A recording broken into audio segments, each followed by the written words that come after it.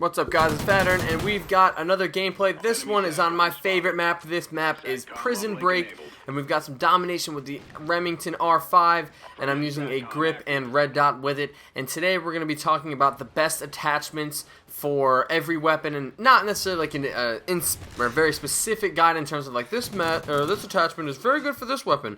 This weapon also uses 10 other different attachments that are good for it. No, I'm talking about a very general feel that's going to apply to most guns, and I'll give some specific examples. That way it doesn't sound like I'm just completely BSing everything. But we're going to go ahead and get started, and I'm going to start off with the SMGs. The SMGs, they're a little bit more of a mixed bag than others. You don't really want to be using a red dot sight with them because, you know, it's not really going to enhance your aim or anything like that, especially since they're such short range weapons. For SMGs, I would recommend either a combination of grip and the extended barrel, or grip and silencer. And the reason is because you don't really necessarily need reduced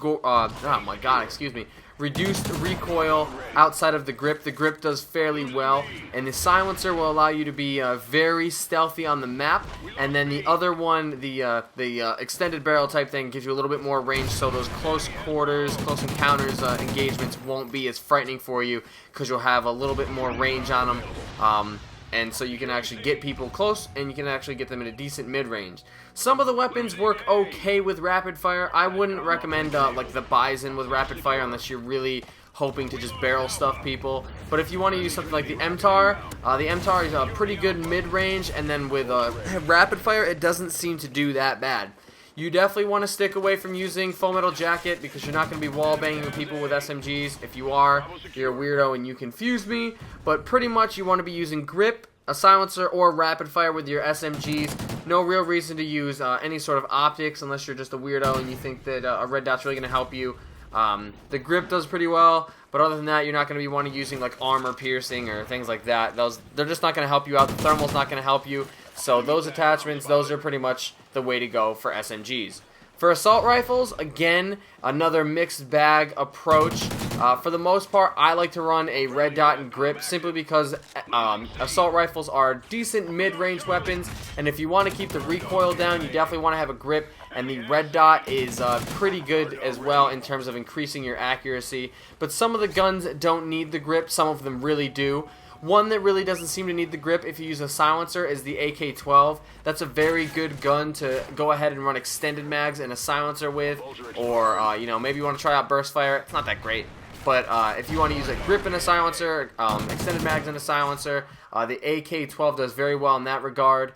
But a gun that you definitely want to have the grip on is definitely the MSBS. Now, I know it's a one-burst weapon, it does pretty well, but the recoil on it is significant in terms of that if you shoot one burst, you may miss with the third bullet, so the grip on that is almost necessary. I've tried to use it with a silencer, and it works okay. If you want to use a silencer on the MSBS, you're going to stay off the map a little bit more, so maybe you can hit him with that second burst. But other than that, you don't want to be running like extended barrel or like, I think the muzzle suppress. You want to be using the grip on that, and it just works wonders for me. Even when I was lagging like crazy, the MSBS with a red dot and grip was my savior. It was like my go-to weapon. I didn't really have to camp, but as long as I put the burst on them, they were pretty much done. Right here I'm using, like I said, the Remington R5. This thing with the grip and red dot is just embarrassingly good. I've taken off the red dot and tried to use a silencer. It doesn't work that great, or the muzzle brake. This one I definitely recommend using a red dot and a grip. The FAD, the FAD, that's a gun, again, you can use a silencer on, or anything. It doesn't feel like you necessarily need a sight, but it works out pretty well. The Honey Badger works out very well with a red dot and a red dot and a grip. It already has the silencer built in, but for some reason, even though the recoil looks really weird, it holds up very, very well with a red dot and the grip. I think another one, the SC2010, that one, as long as, again, you put a grip on it, it'll be okay. That gun seems to be okay with or without a grip, but the grip makes it like a freaking laser. I put a silencer on it.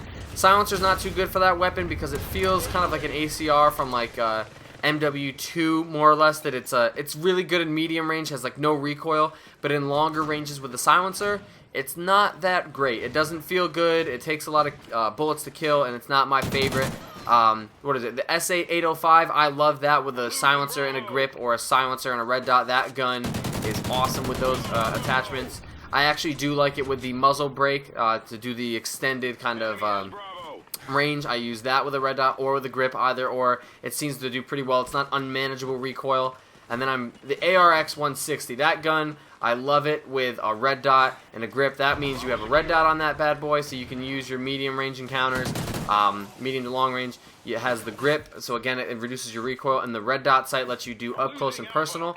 If you want, you can also get rid of the red dot and go with a silencer. That way you still have good recoil, but you also have the built-in laser sight, so you do better hip fire with a silencer, so you can be all over the map and stealthy, get up close, and get some good kills.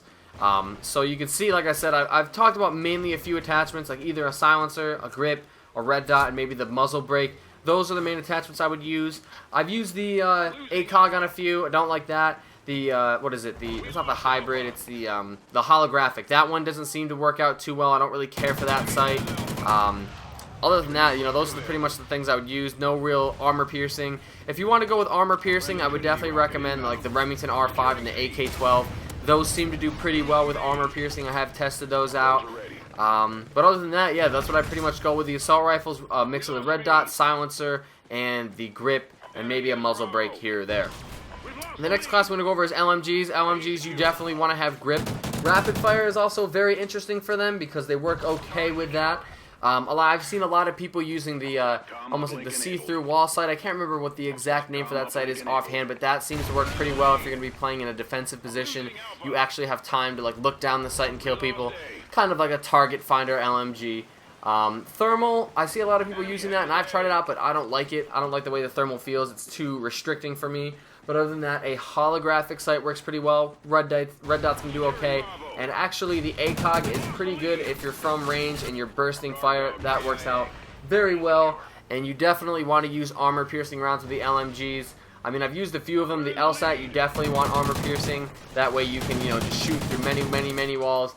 The IA-27, I think that gun also you would use piercing rounds or a silencer that weapon. That weapon with a silencer is pretty crazy. But there's not a lot in terms of LMG since there's only 4 of them, and you really want to use them for like long-range weapons, so you want to stick with like the ACOG or you know, if you're going to be shooting a lot of bullets, maybe the armor piercing to get through walls, and you know, a grip to give you that steady recoil downrange. Not a whole heck of a lot there. Sniper rifles, I pretty much just tell you one thing, just put on that chrome barrel, that iron, whatever that barrel is. That will reduce your hit marker significantly. Scope is personal preference to you, whatever you want to put on for your scope, but you definitely want to have that iron barrel thing on. That's just going to kick the crap out of them, and it's going to, you know, do wonders for you. It really reduces hit markers, and it's just a good old time. That's pretty much it for snipers. I know probably a lot of you are excited for that, but pretty much just use that barrel. It's as easy as that. It's so good. You can't get over it. So that's sniper rifles. Marksman rifles, it's really up to you. I see a lot of people using red dots and kind of spamming them. That makes it kind of like a single shot rifle. You can also do something along the lines of putting a burst and a red dot on the M8, or I can't remember what the exact rifle is, MR28 or something. That becomes almost like a burst weapon. It does okay. It bursts pretty slowly, but it'll do alright. Otherwise, you know, maybe you put armor piercing on that because you can pierce through walls pretty well with the marksman rifles. That's a good idea. Other than that, you know, the single shot weapons, it's up to you whether you want to use an ACOG for long range, that's good, or a red dot if you have a fast enough trigger finger. And then last but not least, the shotguns. I don't think using a slug is good at all. The range is still very bad with them. The spread is pretty decent, so I wouldn't use anything but the normal spread and maybe a grip. Other than that, guys, and maybe the long barrel on the shotguns. The final score is 58-9. I hope you guys enjoyed the video. I'm talking too long. Let me know what you think in the description about, or in the comments, about which are your favorite attachments for your guns. And I will talk to you guys soon. Peace.